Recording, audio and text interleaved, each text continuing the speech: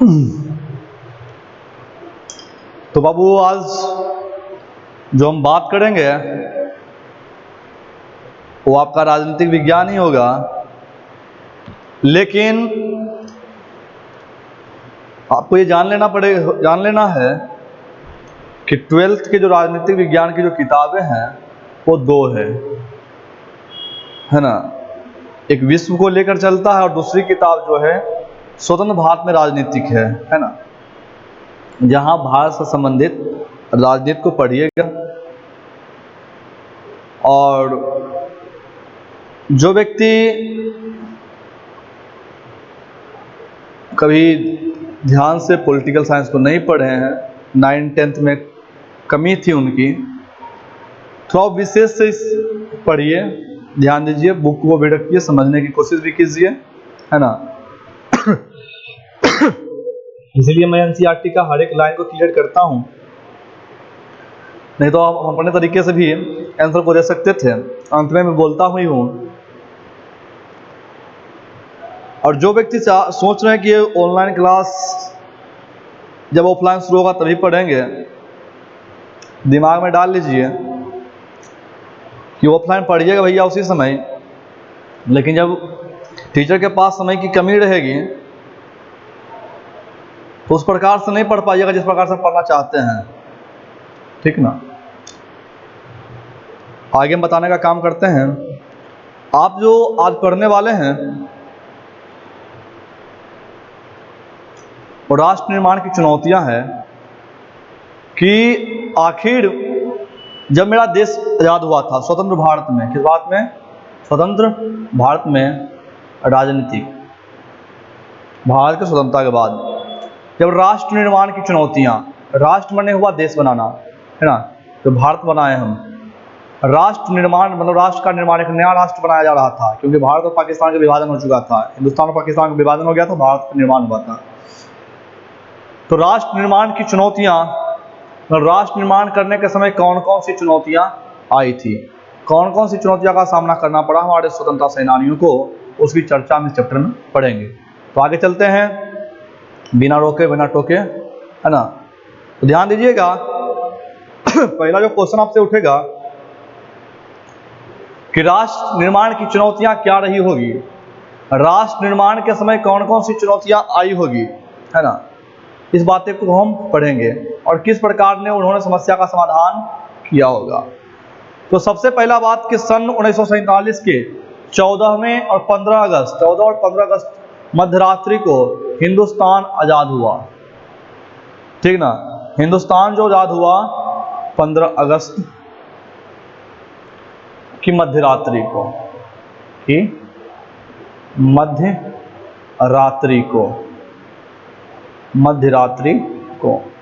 अब आपके मन में प्रश्न रह सकता है कि सर आज़ादी आधी रात को क्यों, है ना, आज़ादी आधी रात को क्यों, और 15 अगस्त की सुबह भी हो सकती थी, ऐसी क्या जरूरत रही होगी कि रात में हुई, वो भी आधी रात को, है ना। तो यहाँ पर 14 अगस्त जो बात किया गया है, मतलब 12 बजे से पहले का समय 14 अगस्त और 12 बजे के बाद का समय 15 अगस्त हो गया। 14 अगस्त का पाकिस्तान हुआ, 15 अगस्त को भारत बोलते हैं, मतलब मध्यरात्रि को हुआ था, भारत का भूजाद हुआ था, 15 अगस्त को नहीं, 14 से 15 अगस्त मध्यरात्रि को हिंदुस्तान आज़ाद हुआ था। कौन आज़ाद हुआ था? हिंदुस्तान उसमें था। विभाजन के बाद ही इंडिया बना, है ना। तो हम बात कर रहे थे आज़ादी आधी रात को क्यों।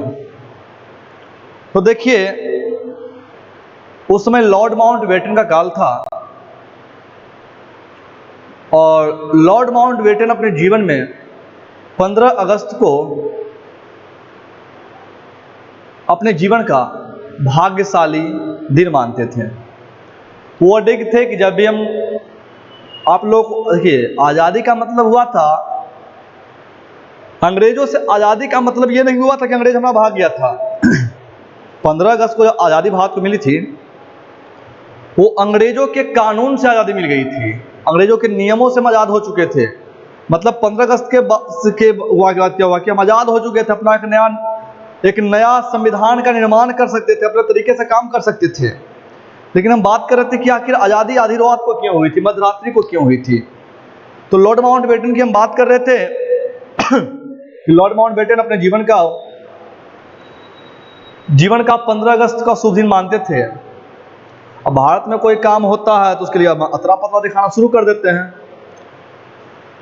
लेकिन हमारे भविष्यवाणीकर्ता जो थे, भविष्य करने वाले कुछ ज्योतिषी लोग थे, उन्होंने बताया कि 15 अगस्त भारत की स्वतंत्रता के लिए अमंगल होगा, शुभ नहीं होगा।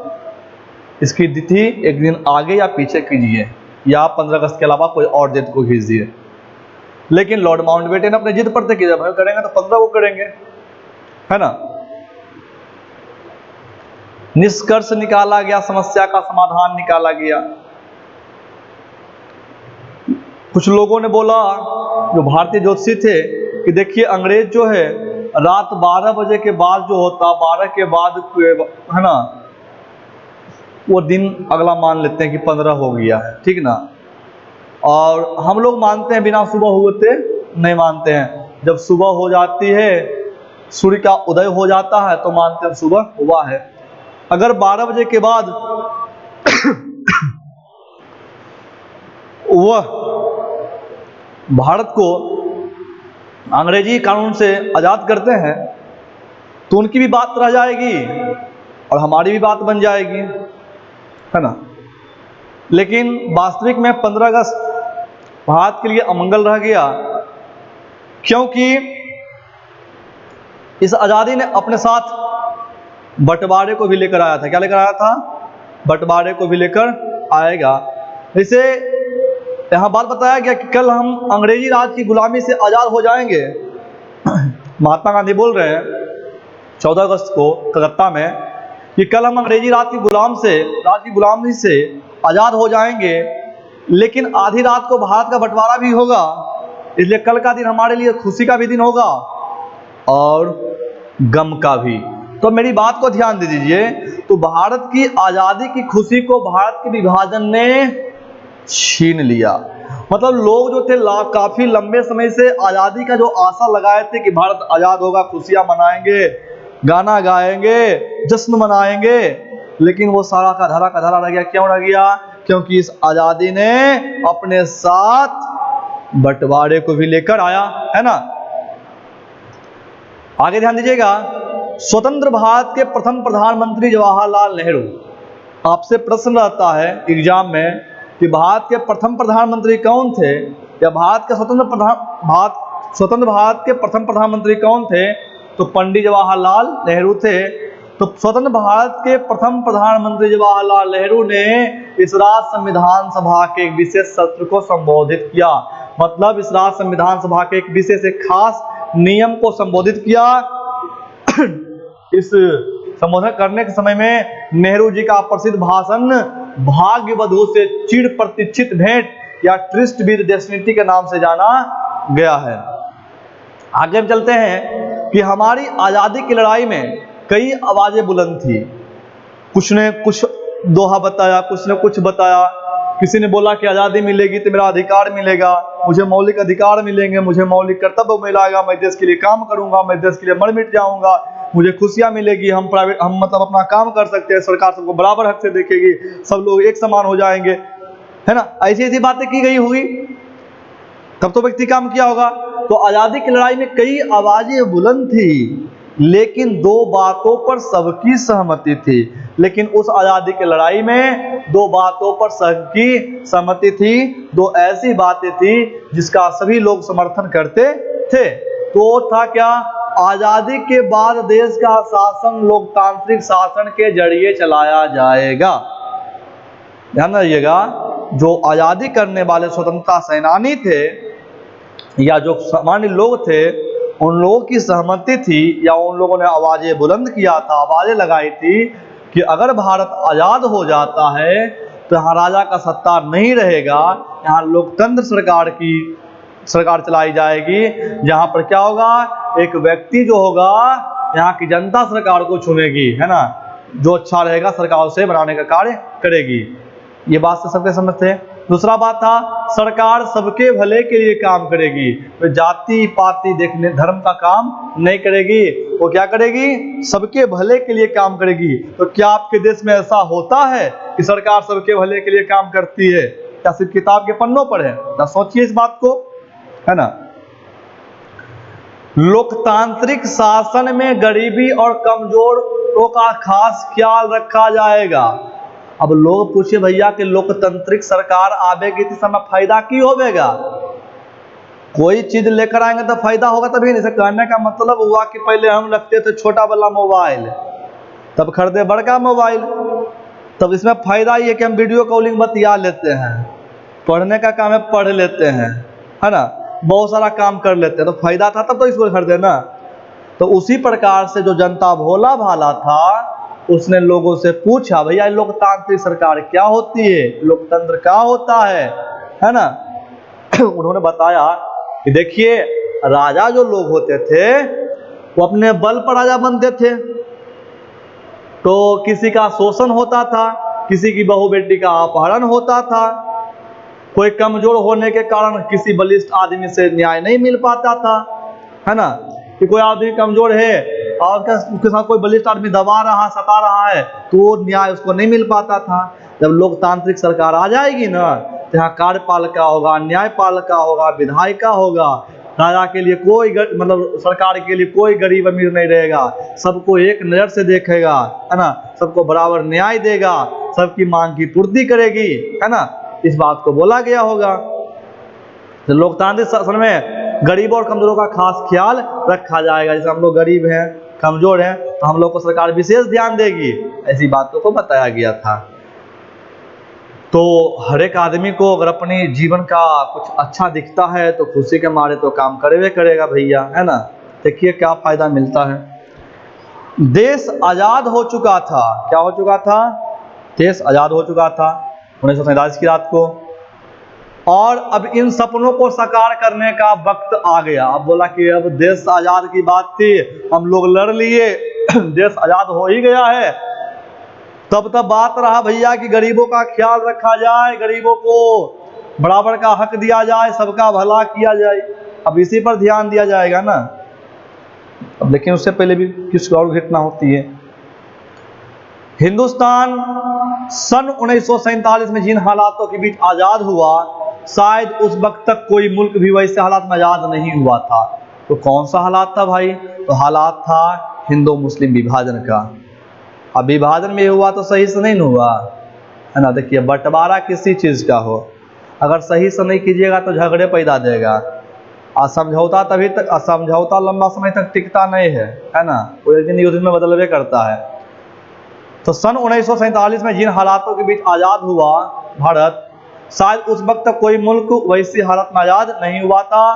आजादी मिली लेकिन देश बंटवारे के साथ। ये कैसी आजादी? काहे की आजादी? खंडन कर देना क्या कि आजादी एक भला का कार्य है? नहीं, आजादी मिली लेकिन देश के बंटवारे के साथ सन 1947 का काल अभूतपूर्व हिंसा और विस्थापना का त्रासदी बन गया। अभूतपूर्व हिंसा का मतलब बताया गया कि हिंदू मुस्लिम को मार रहा है, मुस्लिम हिंदू को मार रहा है, लाशों पर ढेर में पड़ा है जिंदा मुसलमान। पढ़िएगा चैप्टर 14 में हिस्ट्री में मैं बताऊंगा। चैप्टर है भारत का विभाजन, दर्दनाक कहानी। पाकिस्तान से लोग पैदल भारत आ रहा, भारत से पाकिस्तान क्षेत्र में जा रहा है, अपनी जड़ जमीन सर संपत्ति को छोड़कर बूढ़े माँ बाप को कंधे पर टांग कर ला रहा है। गाड़ी की व्यवस्था तो ही नहीं, ट्रेन लद कर आ रहा, ट्रेन में लाशों लाश आ रहे हैं। एक ट्रेन था भारत से गया था पाकिस्तान में, एक की मृत्यु हो गई। अब मृत्यु भीड़ के कारण हो गई, किस कारण से हो गई? एक मरे को देखा तो वहां से मरे मार कर लाश भेजा जा रहा था। मतलब काफी हिंसात्मक विस्थापना हुई थी, एक जगह से दूसरे जगह लोग गए थे। एक बात भी बोले थे हमारे राइटर थे, उन्होंने बताया था कि कितनी थी आंखें जो रोते रोते पथराई थी, पूछ रही लावारिस लाशें क्यों खुद तूने खाई थी। मतलब इतनी सारे लोगों की लाशें थी। और इस पर एक राइटर ये भी बोला था कि 2 थप्पड़ के बदले में 1 थप्पड़ तो मारा होता, अब बंटवारा ही करना था तो ढंग से बंटवारा किया होता। तो भारत और पाकिस्तान का बंटवारा ढंग का बंटवारा नहीं था। क्यों नहीं था, आगे हम पढ़ेंगे। अब देखिए, हम बात कर रहे थे चुनौती की बात, कि जब राष्ट्र निर्माण में कौन कौन सी चुनौतियां रही होगी। अब सिंपल सी बात, भारत का विभाजन हो गया, अब निर्माण, एक अच्छा राष्ट्र बनाइए, एक अच्छा कानून बनाइए, एक अच्छा नियम बनाइए। तो राष्ट्र निर्माण की मुख्य चुनौती 3 चुनौतियां थी। राष्ट्र निर्माण की मुख्य 3 चुनौतियां थी, 3 चुनौतियां थी। और चुनौतियां क्या क्या थी समझिए। मुख्य तौर पर भारत के सामने 3 तरह की चुनौतियां थी। पहली और तत्कालिक चुनौती एकता के सूत्र में बंधे एक ऐसे भारत को गढ़ने की थी जिसमें भारतीय समाज की सारी विविधताओं के लिए जगह हो। अब बताया गया कि भारत आजाद है। अब भारत आजाद है तो विभिन्न संप्रदाय के लोग यहाँ रह रहे हैं, हिंदू भी है, कुछ मुस्लिम भी है, कुछ सिख भी है, कोई ईसाई भी है, कोई जाट भी है, कोई मराठा भी है ना। कुछ हिंदू में छोटे कैटेगरी के लोग हैं, 4 वर्ण है, मतलब ब्राह्मण है, वैश्य है, क्षत्रिय है, शूद्र है,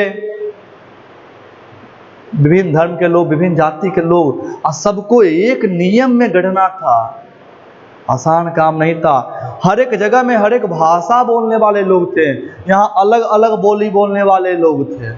ऐसा कहने का मतलब हुआ कि जब भारत का संविधान बन रहा था तो उसमें राष्ट्रभाषा की बात की गई कि कौन सी भाषा होगा जो होगा राष्ट्रभाषा होगा।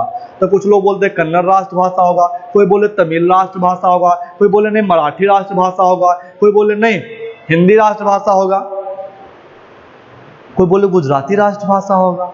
अब किसी एक हित में की जगह झगड़ा होगा। उनकी संस्कृति अलग अलग है ना। वे अलग धर्मों के थे, कुछ लोग अनुयायी अलग थे, कुछ बौद्ध के थे, कुछ जैन के थे। सबको एक में जुट करना काफी समस्या की बात थी।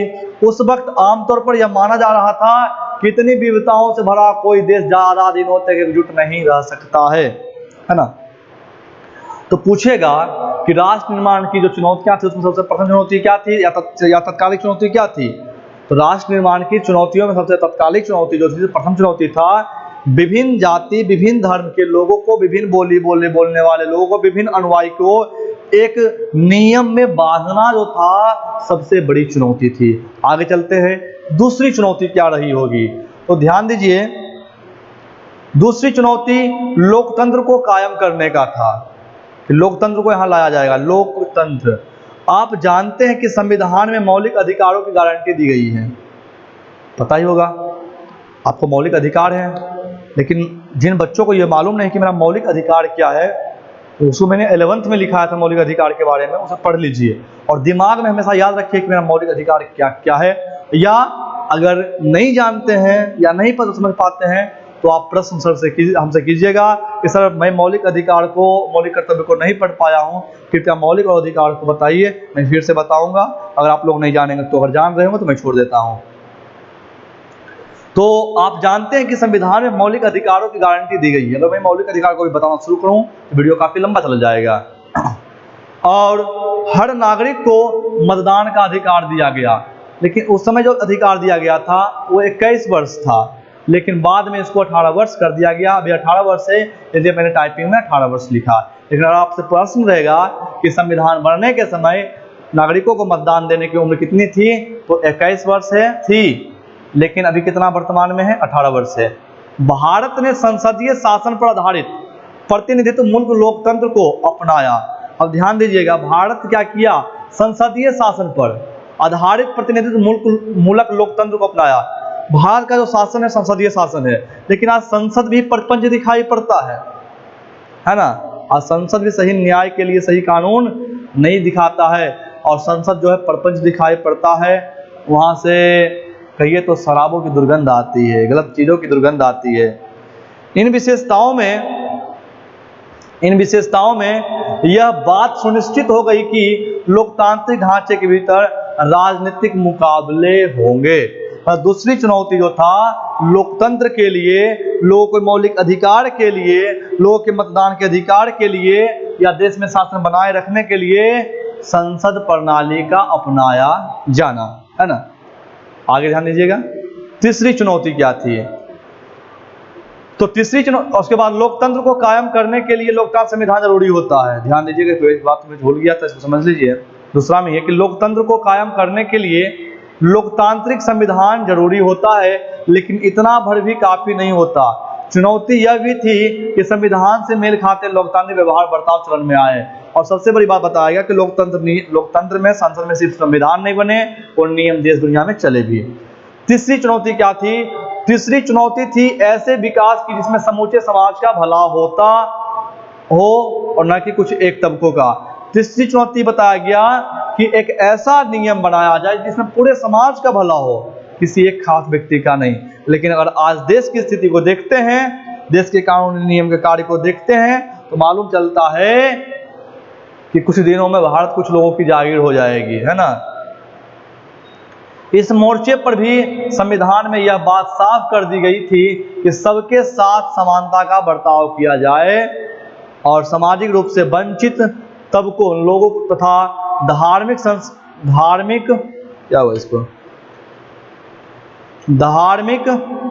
सांस्कृतिक अल्पसंख्यक समुदाय को विशेष सुरक्षा दी जाए।